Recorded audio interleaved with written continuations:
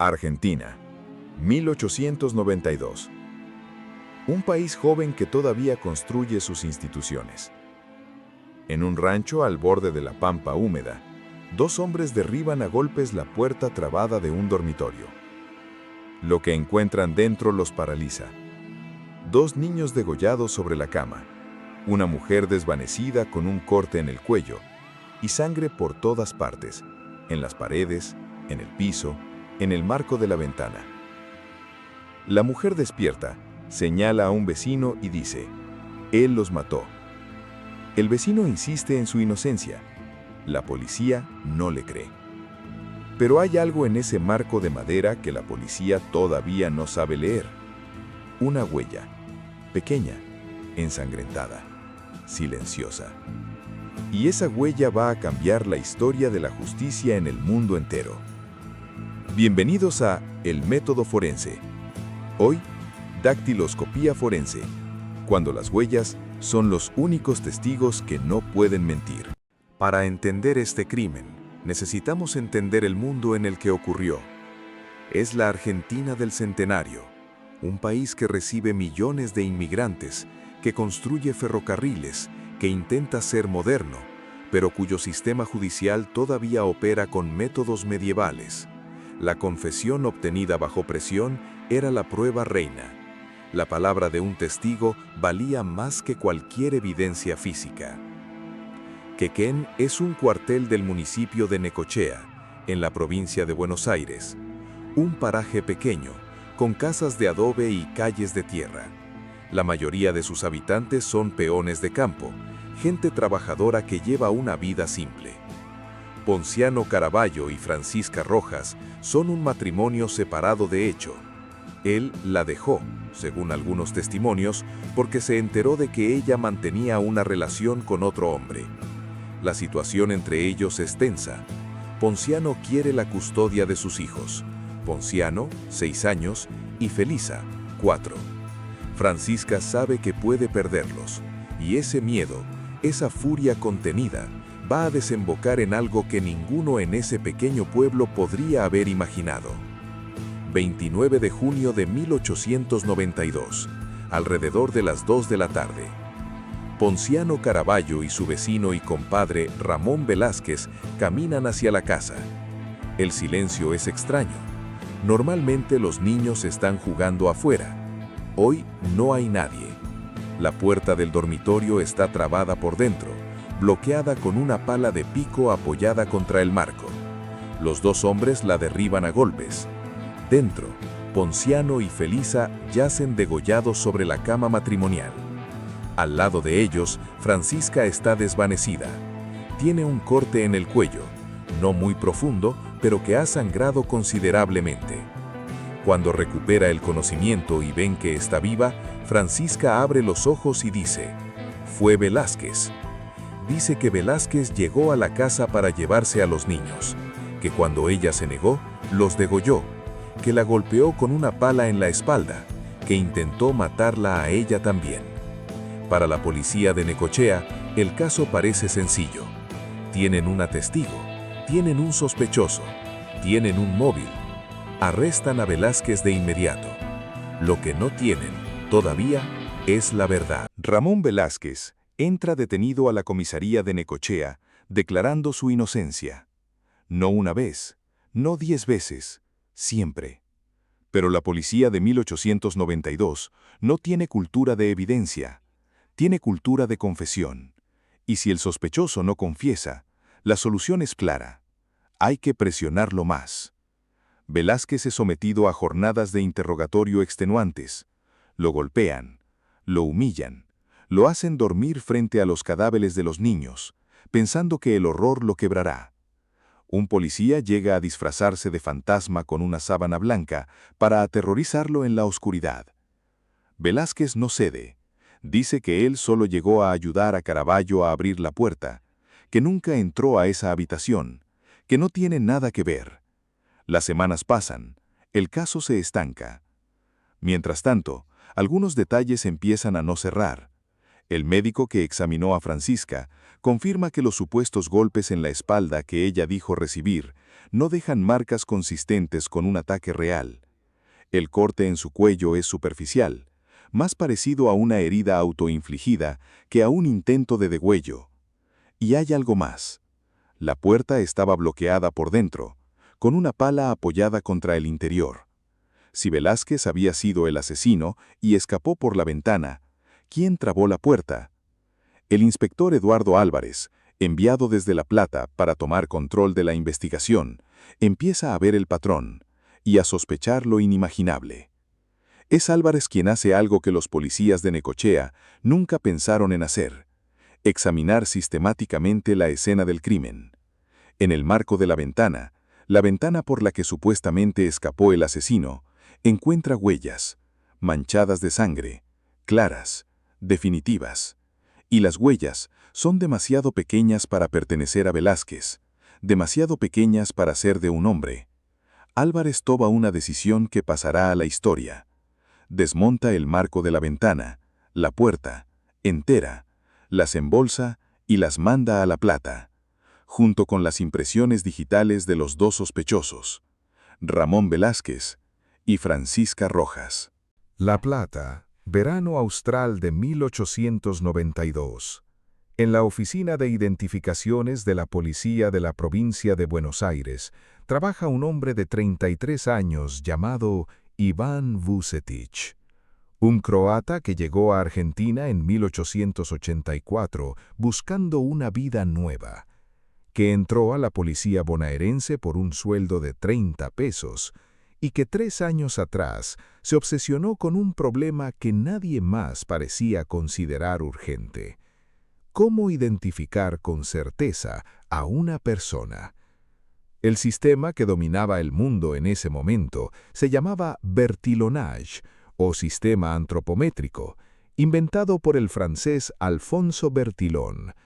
Consistía en tomar 11 medidas del cuerpo humano: el largo del pie, el ancho del cráneo, la longitud del dedo medio, la altura sentado.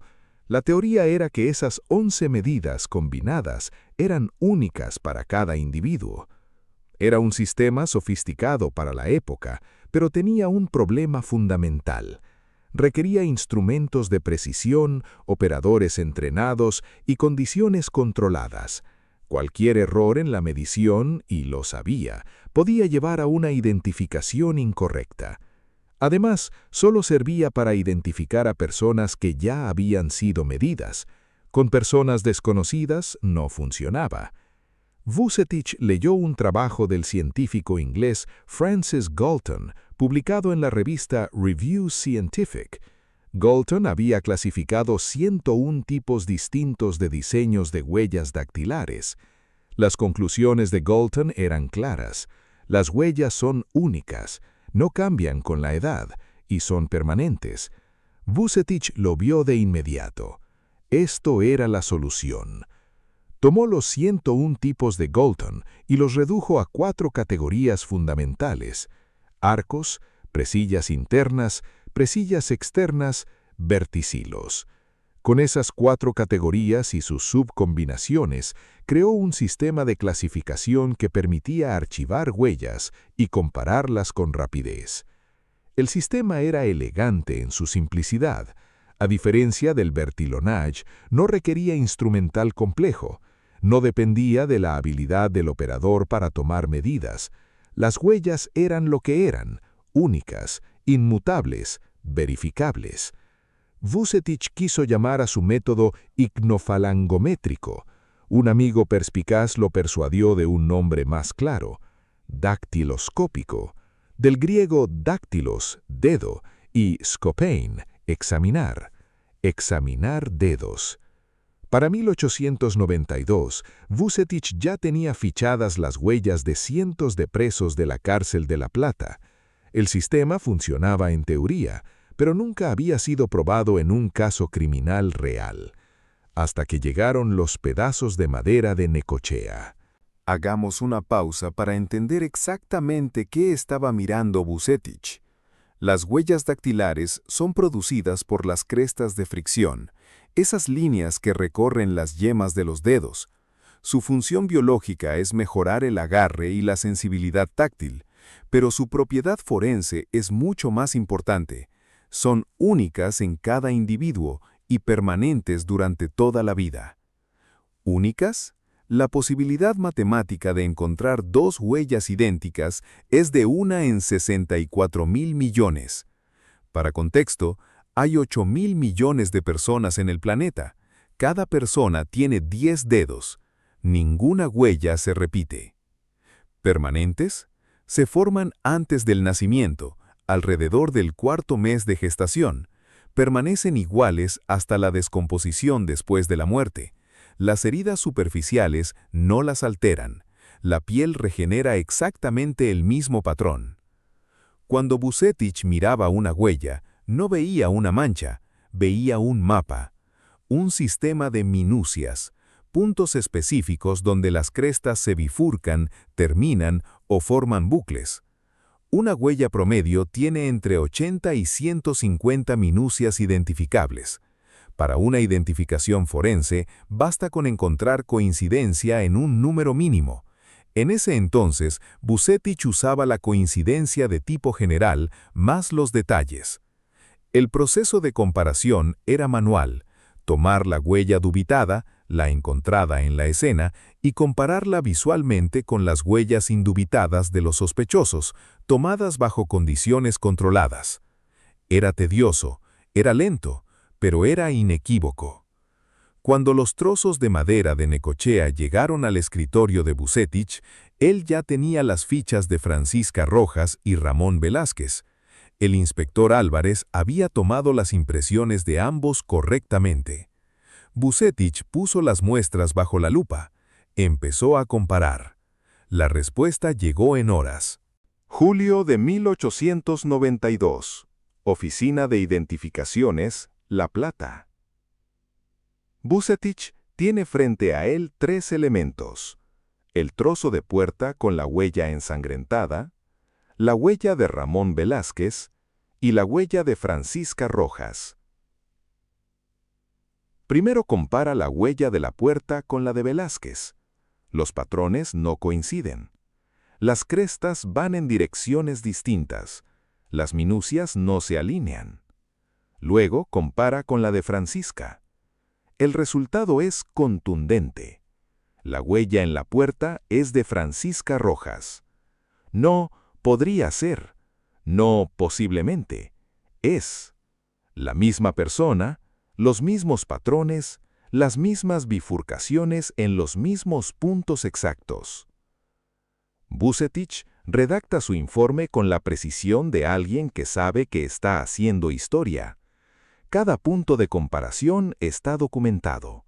Cada elemento de la clasificación está justificado. El lenguaje es técnico, pero sus conclusiones no tienen ambigüedad. El inspector Álvarez recibe el informe. Le escribe a Vucetich: que esto te sirva de base y de aliento para continuar difundiendo ese sistema de identificación. Te declaro bajo la fe de mi palabra que si no fuera porque he obtenido la constatación de que las huellas dejadas en la puerta y las impresiones de la mujer Francisca Rojas correspondían las unas a las otras, a pesar de su confesión, me hubiera quedado siempre la duda respecto a su culpabilidad. Álvarez confronta a Francisca con el resultado. Francisca Rojas se quiebra. Confiesa que fue ella, que mató a sus propios hijos, que lo hizo porque su marido la había abandonado y quería llevarse a los niños, que prefería verlos muertos antes que entregarlos, que intentó quitarse la vida ella también, pero el corte en su cuello fue demasiado superficial. Ramón Velázquez es liberado de inmediato. Había sido inocente desde el principio. La ciencia lo salvó de una condena que el viejo sistema hubiera dictado casi con certeza. Francisca Rojas es juzgada en el Tribunal de Dolores en 1894, condenada a reclusión por tiempo indeterminado. El tribunal no aplica la pena de muerte, en ese entonces reservada solo para casos de varones, pero la condena es efectivamente de por vida. El caso se convierte en el primero en la historia del mundo en resolver un crimen mediante la comparación de huellas dactilares. Mientras en Argentina el sistema de Vucetich se adoptaba oficialmente y comenzaba a expandirse en América Latina, el resto del mundo seguía confiando en el Bertillonage, especialmente Estados Unidos. El sistema de Bertillon dominaba las prisiones americanas desde 1887. Parecía científico, preciso, moderno. Los directores penitenciarios lo defendían con fervor. Los tribunales lo aceptaban como prueba. Nadie cuestionaba sus fundamentos. Hasta el 1 de mayo de 1903. Esa tarde, un hombre afroamericano llamado Will West llegó a la Penitenciaría Federal de Leavenworth, Kansas, para comenzar a cumplir una condena por homicidio culposo. Como todo preso ingresante, fue sometido al protocolo estándar, fotografías frontales y de perfil, descripción física y 11 medidas antropométricas con los instrumentos de Bertillon. El empleado administrativo que procesó a Will West hizo las mediciones con cuidado. Luego buscó en los archivos la tarjeta que coincidiera con esas medidas y encontró una. El nombre en la tarjeta, William West. Las medidas, prácticamente idénticas. Las fotografías, el mismo hombre, o algo tan parecido que era indistinguible. El empleado miró a Will West con una mezcla de resignación profesional y leve irritación. Esto pasaba a veces, un criminal que intentaba negar sus antecedentes. Le mostró la tarjeta. Will West la miró y frunció el ceño. «Esa es mi cara, pero yo nunca estuve aquí antes. Esta es mi primera condena». El empleado no le creyó. Los criminales siempre negaban sus antecedentes. Siguió leyendo la tarjeta y se detuvo. Según el registro, William West llevaba en Leavenworth desde el 9 de septiembre de 1901, condenado a cadena perpetua por asesinato en primer grado. El empleado mandó a llamar al carcelero. El carcelero fue a la celda donde estaba alojado William West. William West estaba allí. Nunca había salido. Dos hombres, el mismo nombre, las mismas medidas, el mismo aspecto. Dos personas completamente distintas, ambos en la misma prisión, al mismo tiempo. El sistema Bertillon acababa de demostrar en tiempo real que no podía distinguir entre dos seres humanos. Llamaron al director de la prisión, el Major R.W. McClahey. Según la leyenda, y hay razones para creerla, McClahey miró las dos tarjetas, miró a los dos hombres y dijo: «Esto es la muerte del bertillonaje». Tomaron las huellas dactilares de ambos hombres. Los patrones eran completamente distintos. Las huellas de Will West y las de William West no tenían el menor parecido entre sí. En 1904, Leavenworth comenzó a tomar las huellas de todos sus reclusos, formando el primer archivo dactilar nacional de Estados Unidos. Will West cumplió su condena por homicidio culposo y desapareció de los registros históricos.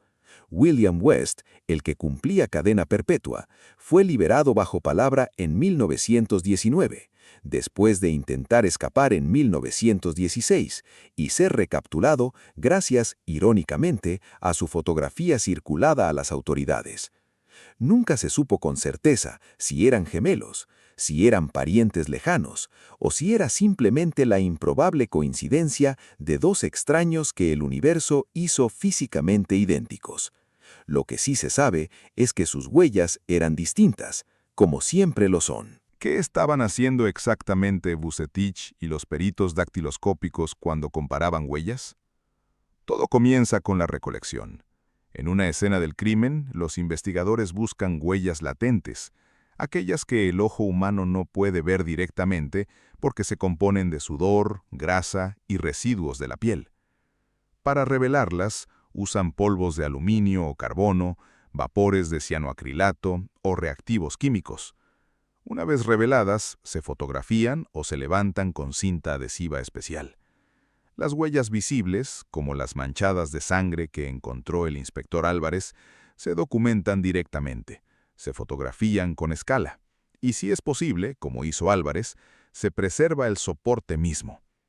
Luego viene la clasificación. Las huellas se dividen según su patrón general. El sistema de Vucetich usa 4 tipos fundamentales. Arcos, las crestas van de un lado al otro sin bucles. Presillas internas, forman un bucle que abre hacia la derecha. Presillas externas, forman un bucle que abre hacia la izquierda. Verticilos, las crestas forman espirales o círculos concéntricos. Dentro de cada tipo existen subcategorías que refinan la clasificación. Un analista experto puede clasificar una huella en cuestión de segundos. Pero la clasificación solo es el primer filtro. La identificación real viene del análisis de minucias.